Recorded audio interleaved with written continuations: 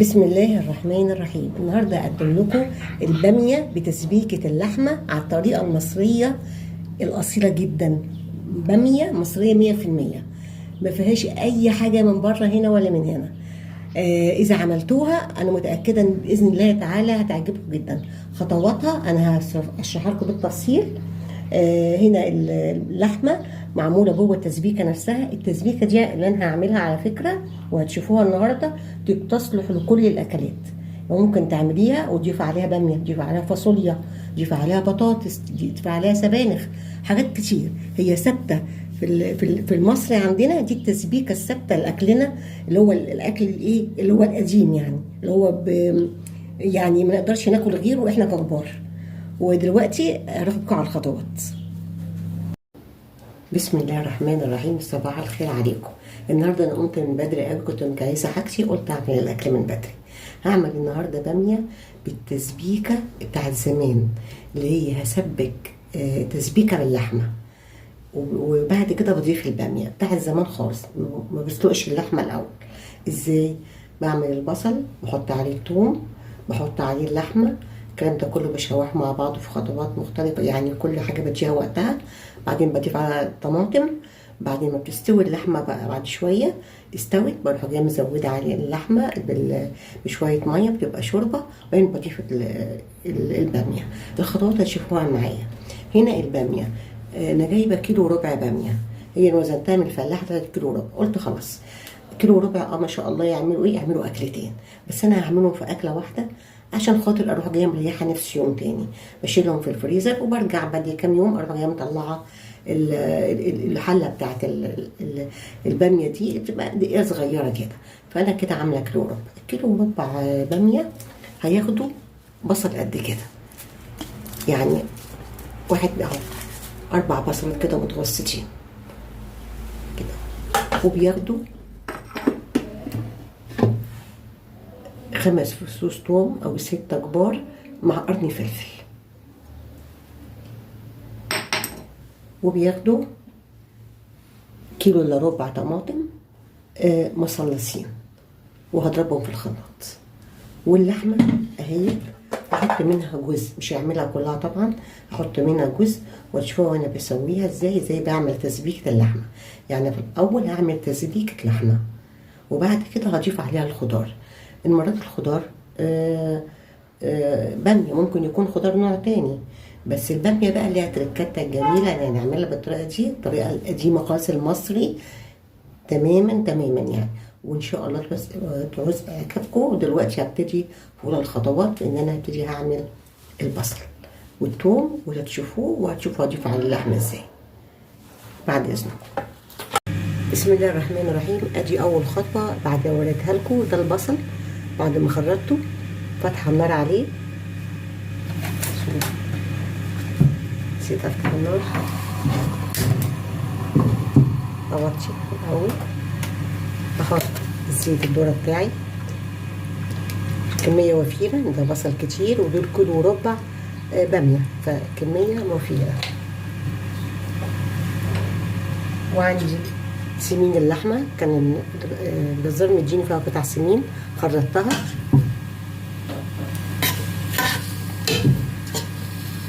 اسيب الكلام ده مع بعضه. كالعاده طالما فيه بصل يبقى فيه فلفل اسمر،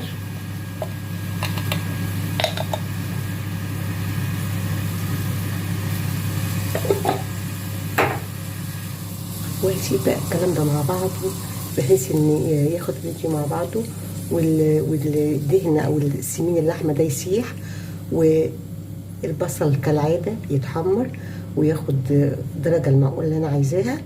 وعند درجه معينه هضيف له الثوم، وهنا هوريها لكم. دلوقتي انا هسيب البصل مع نفسه، وهروح ابتدي اعمل في الثوم واجهز في الحاجات التانيه. يكون البصل خد ايه، لون جميل مناسب. طبعا انا بتابعه، وبعدها في وقت لحظه معينه هوريه لكم، ونضيف الثوم ساعتها بالفلفل المدقوق في الثوم في الهون. دي مرحله من مراحل التحمير بتاع البصله. جايه عندها بضيف شويه سكر زي ما اتفقنا، بتشد البصله كده وتساعدنا على التحمير اسرع. بعد ما البصله تتبلت وبقت معايا تمام خلاص كده، وداخله بقى على الملح هبتدي اخلص فنش فيها بحط شويه السكر دول. دي طريقتي عامه في كل التسبيكات.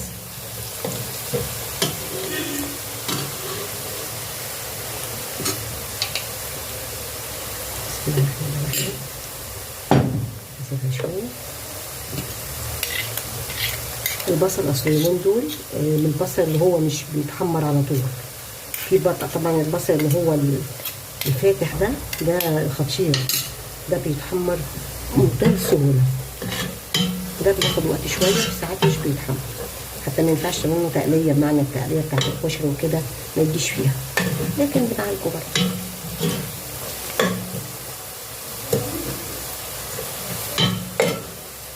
انا كده بقى ابتدي احط ايه كام فص ثوم اللي كانوا عندي الفلفله احطهم.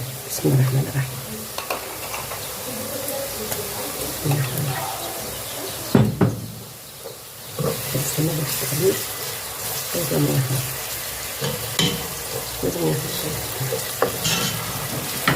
انا بستمر في التقليب بتاع الايه الثوم مع البصل، ما بسيبش ايديا، ما بسيبوش عشان ما يتحرقش. بتقلب كده دقيقتين 3 عشان احس ان ريحه التومه طلعت معايا.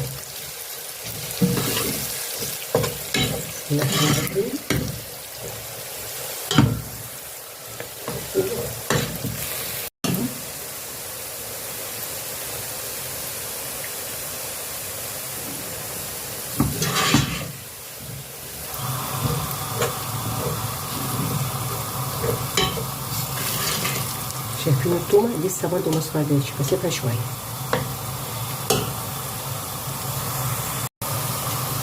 كده التوم ما شاء الله كويس وريحته طلعت عندي. اكتفي بالقدر من التحمير وابتدي اضيف اللحمه قطعه ورا قطعه. اديها صدمه كده. بسم الله الرحمن الرحيم. بسم الله الرحمن الرحيم. بسم الله الرحمن الرحيم. بسم الله الرحمن الرحيم.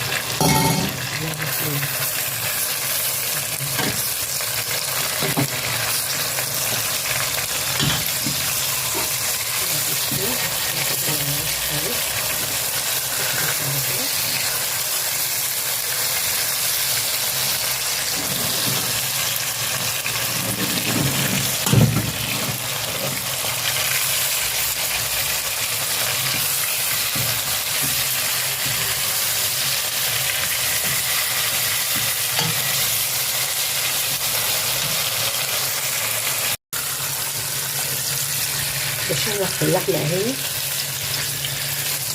وبضيف عليها، بغطي نار عليها وبضيف فلفل اسود.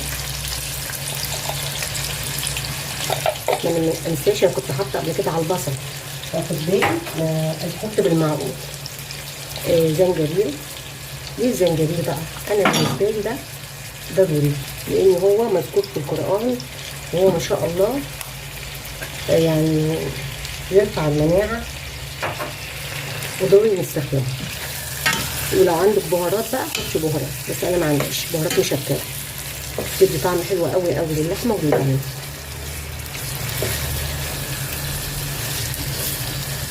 هنا انا وطيت على اللحمه ومع التقليب هقعد على كده حوالي مثلا 10 دقايق، بعدين اوريكم هنعمل ايه.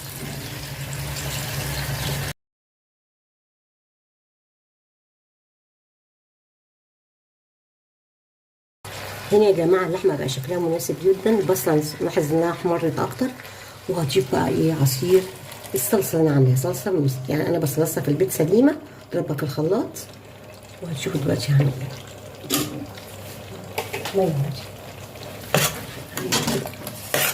دي اسمها تسبيكه اللحمه. تسبيكه اللحمه دي بقى اساس لاكل كتير، بس ساعات في اكل بيضاف عليه توم وفي ساعات لا. وهي كمان بقت الصلصة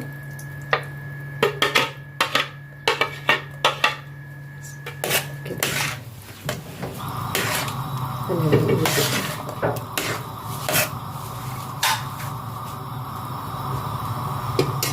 الكلام ده بقى بغطي عليه بقطع على معلية دقيقتين كده، وهوطي واسيب اللحمة دي تتسبك والصلصة دي تتسبك مع بعضها. هي بتبتدي هتغلي كده، هوطي وهسيبها تتسبك مع بعضها، وهنشوف بعد ما تتسبك هنعمل ايه. دلوقتي بقى رجعت للتسبيكه، ما شاء الله خدت حوالي ساعه الا ربع كده على النار، على نار هاديه، والسبيكه اهي تمام التمام. طبعا انا مش حاطه ملح خالص، الملح ده بعد ما اللحمه بتستوي. هنا بقى هعمل ايه؟ اكون غلي ميه وابتدي اصب بقى كاني بسلق اللحمه. بسم الله الرحمن الرحيم. بحط شويه حلوين، يعني بحط مثلا يجي لتر ميه كده، ليه؟ انا بسلقها كاني بسلقها بقى. اعلي عليها لما اول ما تغلي اوطي بقى واسيبها، اوطي واسيبها تستوي. لما بتستوي بقى انا بكون بقى قمعت الباميه اهو، بسقطها بعد ما بحيقها. يبقى انا دلوقتي الخطوه التانيه حطيت ميه مغليه كاني بعمل شوربه، كاني بسلق اللحمه بقى من جديد. ماشي، هتغلي شويه، هوطي النار وهغطي وهتابعها لغايه لما تستوي. طبعا تكون الميه دي اثرت بقى وبقت ايه، حاجه تسبيكه جميله كده. وهنا بقى احط ايه، الباميه، وهتابع الباميه وهطفي عليها، ويبقى كده خلصت الباميه. دلوقتي انا بعد ما تغلي كده 3 4 دقايق هوطي واغطي بس. بسم الله الرحمن الرحيم. دلوقتي بعد فتحت على التسبيكه وشفت الموضوع، لقيت ما شاء الله اللحمه خلاص كده، هي خلاص. بمجرد ما احط الباميه تاخد معايا شويه سوا مع الباميه، تبقى كده تمام استوت. هنا بقى بدوق الحليق، انا ما حطيتش لسه ملح خالص. شوف الحليق كمان محط.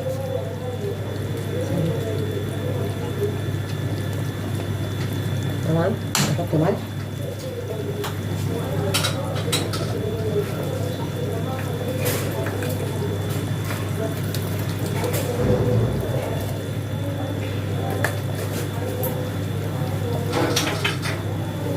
انا كنت حاطه فلفل اسمر، وكنت حاطه زنجبيل.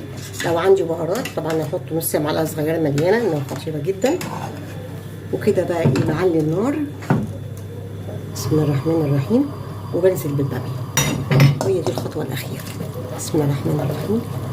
بسم الله الرحمن الرحيم. بسم الله الرحمن الرحيم. نفضل معلين النار عليها كده لغايه لما تكون بالغليه، وبعدين نوطي ونتابعها بقى. نقلبها كل فتره. ليه؟ دلوقتي مش هقلبها دلوقتي، بس يا دوب هتاكد بس ان هي متغطيه كده بالصوص، وهتغلي وبعدين هقلب. لو انا لقيت الصوص قليل شويه وهزود مثلا كوبايه ميه كانها شوربه، لان دي كلها شوربه طبعا، هيبقى ايه، هيبقى تكون سخنه، ما ازودش حاجه بارده كده. من دلوقتي هغطي عليها، ولما تجلي كده 5 دقايق هوطي النار واتابعها واوريها لكم. بسم الله الرحمن الرحيم. كده جيت عند الباميه يا جماعه، بعد ما قلت لكم هستنى لما تاخد سوايه شويه، وكنت بتابعها وما شاء الله استوت، ما شاء الله على شكلها. هسيبكم فرصه كده تشوفوا شكلها قد ايه جميل. دي فلفلايه كده بحطها على الوش تدي طعم. المفروض احط اكتر من واحده، بس ما كانش عندي بالحجم دوت غير واحده. بصوا يا جماعه اهي، شوفي اللمعان، وانا مش حاطه عليها حاجات كتير، كان مع تنزل مع حته السمينه بتاعت اللحمه اهي يا جماعه بقى. بسم الله ما شاء الله، بسم الله ما شاء الله، بسم الله ما شاء الله. اعملوها يا جماعه، ودي الباميه على الطريقه المصريه الاصيله فعلا فعلا. وسلام ختام، السلام عليكم.